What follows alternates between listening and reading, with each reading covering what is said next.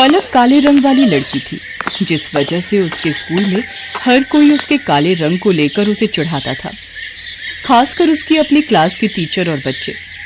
पलक, तुम लाइन में सबसे पीछे खड़ी हो जाओ, और टीना सांची, तुम कुछ सुंदर लड़कियां आगे आ जाओ। प्रिंसिपल मैम का ऑर्डर है, हमारे स्कूल के बेस्ट बच्चों का फोटो स्कूल मैगजीन में छपेगा, इसलिए मैं चाहती हूँ मेरी क्लास के बच्चों का फोटो ही मैगजीन में छपे। पर मैम, ये पलक तो बहुत काली है, पूरी फोटो इसी से खराब हो रही है। मैम, ऐसा नहीं हो सकता, हम इस पलक को इस फोटो में से हटा दें। नहीं बच्चों, अगर ऐसा हो सकता तो ये काम सबसे पहले मैं ही कर देती। मैं खुद नहीं चाहती ये काली स्टूडेंट मेरी क्लास में भी रहे। मैम, मैं पानी पीने जाऊं?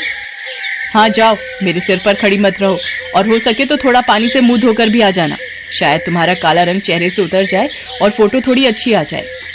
टीचर की और बच्चों की बातों को सुनकर पलक रोती हुई वॉशरूम की तरफ चली जाती है और वहां जाकर फूट फूट कर रोने लगती है। पलक के माता पिता दोनों नौकरी करते थे और बड़ी मेहनत से पैसे कमाकर उन्होंने पलक का अंग्रेजी मीडियम में एडमिशन करवाया था, इसलिए पलक अपने माता पिता से कभी भी अपना दुख नहीं कहती थी। पलक को दौड़ने का बहुत शौक था। वो रोजाना सुबह स्कूल जाने से पहले दौड़ने का अभ्यास करती थी, पर वो जब भी अपनी टीचर से स्कूल में दौड़ प्रतियोगिता में भाग लेने के लिए कहती थी तो उसकी टीचर उसे साफ मना कर देती थी और बच्चे उस पर हंस देते थे। तू दौड़ेगी? अपनी शक्ल देखी है कभी शीशे में? मैम तुझे कभी भी दौड़ प्रतियोगिता में नहीं लेंगी। आज तक हमेशा से टीना ही विनर रही है और आगे भी रहेगी। इतनी देर में क्लास टीचर भी आ जाती हैं। बच्चों, हमारे स्कूल को बहुत ही बड़े लेवल पर दौड़ प्रतियोगिता के लिए भेजा जा रहा है। टीना, मैंने तुम्हारा नाम प्रिंसिपल मैम को दे दिया है। ओके मैम, मैं आज से ही प्रैक्टिस शुरू कर देती हूँ।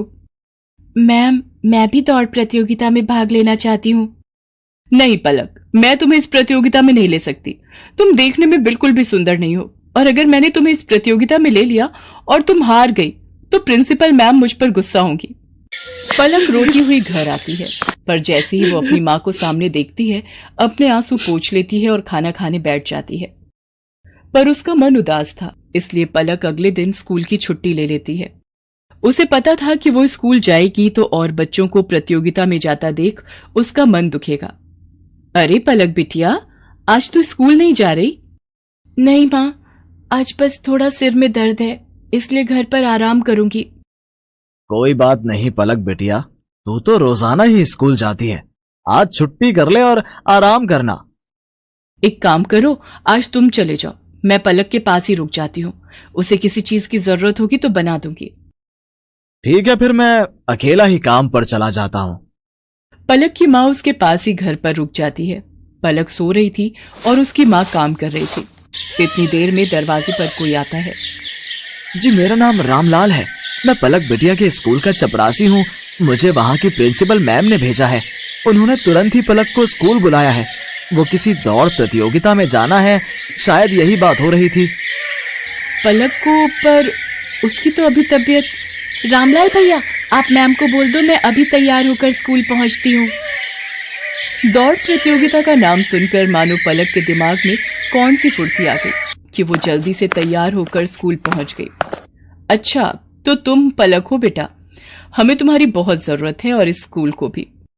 टीना जो तुम्हारी क्लास की है वो इस प्रतियोगिता में भाग नहीं ले सकती। उसके पैर में चोट आ गई है, इसलिए डॉक्टर ने उसे दौड़ने के लिए मना किया है। हम चाहते हैं कि तुम अपने स्कूल के लिए इस प्रतियोगिता में हिस्सा लो और जीत कर ही लौटो। मैम, मैं आपसे वादा करती हूँ, मैं इस प्रतियोगिता में जीत कर ही लौटूंगी। पलक, मुझे माफ कर दो बेटा, मैंने एक टीचर होकर भी तुम्हारे साथ कितना गलत व्यवहार किया, पर आज जब हमारी क्लास की और स्कूल की इज्जत का सवाल है तो हमें तुमसे बेहतर दौड़ प्रतियोगिता के लिए कोई बच्चा नजर ही नहीं आया। मैं जानती थी कि तुम रोजाना सुबह दौड़ने का अभ्यास करती हो, इसीलिए मुझे तुम्हारा नाम सबसे पहले याद आया। मेरी शुभकामनाएं तुम्हारे साथ हैं। पलक, देखना, तुम इस प्रतियोगिता में जीत कर ही लौटोगी। Thank you ma'am, thank you so much. मैं आपसे वादा करती हूँ, मैं इस प्रतियोगिता में जरूर जीतूंगी। पलक की क्लास के सब बच्चे भी उसे शुभकामनाएं देते हैं और पलक पूरे जोश के साथ दौड़ प्रतियोगिता में हिस्सा लेती है और जीत कर लौटती है। उसकी प्रिंसिपल मैम और क्लास टीचर उसे इनाम में ट्रॉफी देकर सम्मानित करती हैं। ट्रॉफी लेकर पलक घर पहुंचती है। प्रतियोगिता जीतने की खुशी पलक के माता पिता उसके चेहरे पर साफ साफ देख रहे थे। उस दिन के बाद से पलक को कभी भी कोई भी उसके काले रंग के लिए नहीं बोलता था, बल्कि सब उसकी बहुत तारीफ करते थे। रामलाल अमन कुमार के घर नौकरी करता था। अमन कुमार का बेटा सौरभ एक बड़े स्कूल में पढ़ता था, जबकि रामलाल का बेटा दीपक एक सरकारी स्कूल में पढ़ता था। सौरभ और दीपक दोनों ही पढ़ने में होशियार थे और अपने अपने स्कूल के अच्छे बच्चों में उनका नाम था। देखो पापा, मेरा रिपोर्ट कार्ड मिल गया। मैं क्लास में फर्स्ट आया हूँ। अरे वाह सौरभ, मुझे पता था मेरा बेटा इस बार भी क्लास में फर्स्ट आएगा। अरे रामलाल, दीपक भी तो अपनी क्लास में फर्स्ट आया है ना? अभी कुछ देर पहले ही वो भी अपना रिपोर्ट कार्ड दिखा रहा था। जी साहब, वो भी अपनी कक्षा में अव्वल आया है। पापा, सरकारी स्कूल में पढ़कर तो कोई भी फर्स्ट आ जाता है। वहाँ की पढ़ाई तो बहुत आसान है। दीपक ने कोई बड़ा काम नहीं किया, एक छोटे से स्कूल में फर्स्ट आकर। सौरभ, ये लो लड्डू। मैं फर्स्ट आया हूँ ना, तो बापू ने सबको बांटे हैं। मैं नहीं खाता ये बेकार से लड्डू। मॉम, वो चॉकलेट बादाम कहाँ हैं जो आपने सबको खिलाए हैं? मेरे पापा तुम्हारे बापू की तरह सस्ते लड्डू नहीं लाते। वो तो चॉकलेट ड्राई फ्रूट लाए हैं। और ज्यादा इतराने की जरूरत नहीं है। तुम हमारे नौकर के बेटे हो। जितनी मर्जी कोशिश कर ले, तो मेरी बराबरी नहीं कर सकता। सौरभ बेटा, ऐसे नहीं बोलते। दीपक भी अच्छा बच्चा है। मॉम, मुझे दीपक एक आंख नहीं भाता। मेरे सामने पापा उसकी तारीफ करते रहते हैं। मुझे बिल्कुल अच्छा नहीं लगता। मैं कपिल के घर खेलने जा रहा हूँ। सौरभ को दीपक से नफरत थी। दीपक भी उसकी तरह पढ़ाई में बहुत अच्छा था। ये बात सुनकर सौरभ और गुस्से में आ जाता है। सौरभ कपिल के घर खेलने चला जाता है। क्या हुआ सौरभ, आज तू बड़ा गुस्से में है? मैं दीपक से नफरत करता हूँ। आज मैं जब पापा को अपना रिपोर्ट कार्ड दिखा रहा था, तो दीपक ने भी अपना रिपोर्ट कार्ड दिखाया। वो भी मेरी तरह फर्स्ट आया है। फिर तुम ही बताओ। फिर पापा उसकी भी तारीफ करने लगे। वो हमारे नौकर का बेटा है। ये बात मुझे उसे समझानी होगी। अरे तू चिंता क्यों करता है, सब ठीक हो जाएगा। अच्छा सुन, कल दोपहर में सारे दोस्त गेम में पैसे लगा रहे हैं। तू कितने लगाएगा? मेरी तरफ से 200 रुपए लगा दे। अरे तू फिर से अपनी मम्मी के बैंक अकाउंट से 200 रुपए लेगा तो तेरी मम्मी गुस्सा नहीं करेंगी? मेरे पापा बहुत रिच हैं। मेरे पास पैसों की कमी नहीं है। मेरे मम्मी पापा मुझसे कुछ नहीं कहते हैं, क्योंकि मैं स्कूल में हमेशा फर्स्ट आता हूँ। सौरभ को गेम पर पैसा लगाने की आदत पड़ गई थी। वो आए दिन अपने दोस्त कपिल और बाकी दोस्तों के साथ ऑनलाइन गेम खेलता और उस पर पैसे लगाता। सौरभ पढ़ाई में अच्छा था, इसलिए उसकी मम्मी भी उसे अकाउंट से पैसे लेने के लिए कुछ नहीं कहती थी।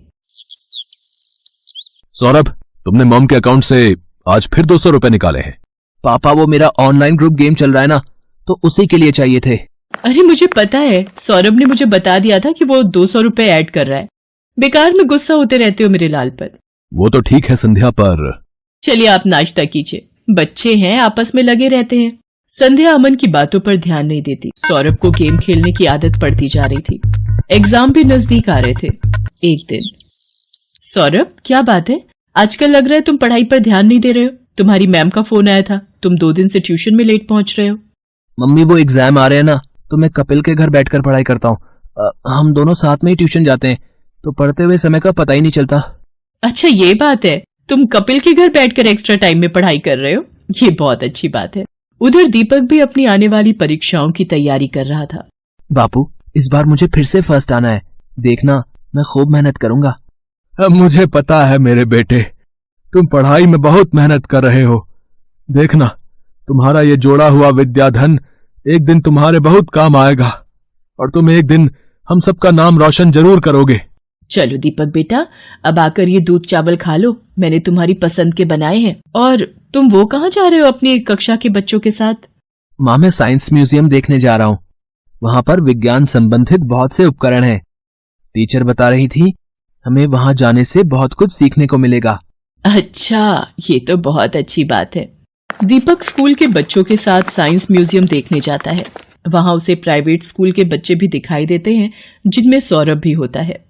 सौरभ, ये तो वही लड़का है जो कई बार तेरे घर पर भी देखा है। अरे ये हमारे नौकर रामलाल का ही तो लड़का है। गरीब नौकर का बेटा है ये। हाँ, ये नौकर का बेटा है, फिर तो ये भी नौकर हुआ। सब बच्चे दीपक पर हंसने लगते हैं। दीपक घर आकर सुस्त और उदास हो जाता है।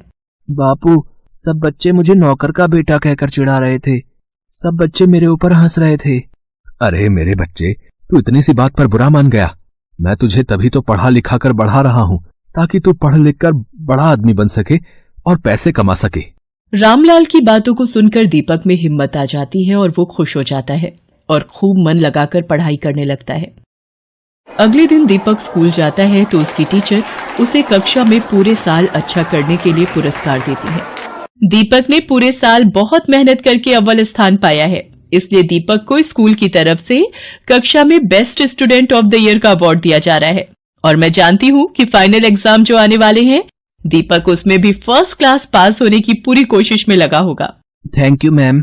सब बच्चे तालियां बजाकर दीपक की प्रशंसा करते हैं। घर आकर दीपक अपने बापू और माँ को सारी बात बताता है।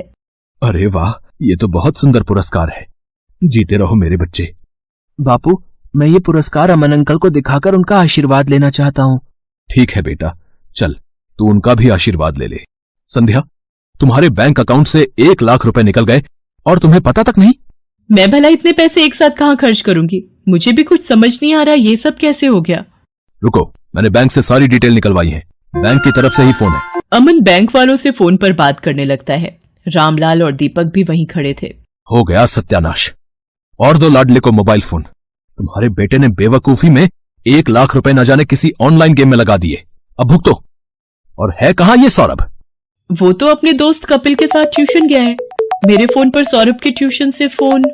जी, मैं सौरभ की मम्मी बोल रही हूँ। क्या सौरभ ट्यूशन नहीं आ रहा? पर जी ठीक है, सौरभ पिछले 1 हफ्ते से ट्यूशन नहीं जा रहा। तभी सौरभ आ जाता है। क्यों सौरभ, ट्यूशन से आ गए? जी पापा। अब तुम झूठ भी बोलने लगे हो। तुमने 1 लाख रुपए किसी ऑनलाइन गेम में लगा दिए और 1 हफ्ते से ट्यूशन भी नहीं जा रहे हो। 2 दिन बाद तुम्हारे फाइनल पेपर हैं। Papa mummy, I am sorry. मैं कपिल के बहकावे में आ गया था और उसी की वजह से आज मैं स्कूल टेस्ट पेपर में भी पहली बार फेल हो गया। अरे रामलाल, तुम कब आए? और दीपक बेटा, ये तुम्हारे हाथ में क्या है? जी ये वो, आज मुझे स्कूल में बेस्ट स्टूडेंट का अवार्ड मिला तो आपका आशीर्वाद लेने आ गया। जीते रहो बेटा, खूब तरक्की करो। अमन दीपक को आशीर्वाद देकर चुपचाप अपने कमरे में चला जाता है। पापा, क्या मैं अंदर आ सकता हूँ? मुझे अभी तुमसे कोई बात नहीं करनी सौरभ, अपने रूम में जाओ। मम्मी पापा मेरे से नाराज है, वो मेरे से बात नहीं कर रहे। सौरभ, अगर तुम्हें सच में अपनी गलती का एहसास है तो अपनी गलती को सुधारो, फिर तुम्हारे पापा का गुस्सा ठंडा हो जाएगा। मुझे पता है मम्मी, मुझे क्या करना है। सौरभ ने अब कपिल और उसके दोस्तों के साथ गेम खेलना बंद कर दिया और खूब मन लगाकर पढ़ने लगा। पर 2 दिन बाद उसका मैथ्स का पेपर था। उसने ट्यूशन की बहुत छुट्टियां ले ली थी और उसका कोर्स अभी बहुत बाकी रह गया था। मम्मी, मेरा बहुत सारा सिलेबस अभी रिवीजन के लिए बाकी है, मैं कैसे कर पाऊंगा? कुछ सवाल तो मुझे समझ भी नहीं आ रहे। सौरभ, तुम एक काम क्यों नहीं करते? दीपक की मैथ्स बहुत अच्छी है, उसके मार्क्स भी बहुत अच्छे आते हैं और मैंने सुना है अब तो सरकारी स्कूल की पढ़ाई भी बहुत अच्छी हो गई है और प्राइवेट स्कूल की किताबें और सरकारी स्कूल की किताबें एक जैसे कोर्स की पढ़ाई जाती हैं। मम्मी, क्या दीपक मेरी मदद करेगा? मैंने हमेशा उसके साथ गलत व्यवहार किया है। कोई बात नहीं, पर अब तुम्हें अपनी गलती का एहसास है, ये बहुत बड़ी बात है। रामलाल, दीपक को जरा बुला लाओ, सौरभ को मैथ्स में उसकी सहायता चाहिए। हाँ हाँ मालकिन, मैं अभी बुला लाता हूँ। सौरभ दीपक की सहायता से मैथ्स के पेपर की तैयारी करता है और बाकी सभी विषयों में भी सौरभ अब दीपक के साथ ही पढ़ने लगा। सौरभ भी दीपक की तरह अपने स्कूल में फर्स्ट आता है। सौरभ, तुम्हारा रिजल्ट देखकर मैं आज बहुत खुश हूँ। पापा, ये सब दीपक की वजह से ही हुआ है, इसने मेरी एग्जाम के दिनों में बहुत हेल्प की। थैंक यू दीपक। रामलाल, तुम्हारा बेटा दीपक बहुत होनहार है, देखना ये एक दिन जरूर बड़ा आदमी बनेगा। अमन अंकल, एक दिन मैं भी आपकी तरह ही बड़ा बिजनेसमैन बनूंगा। दीपक की बातों को सुनकर रामलाल की आंखों में खुशी के आंसू आ जाते हैं और वो दीपक को गले से लग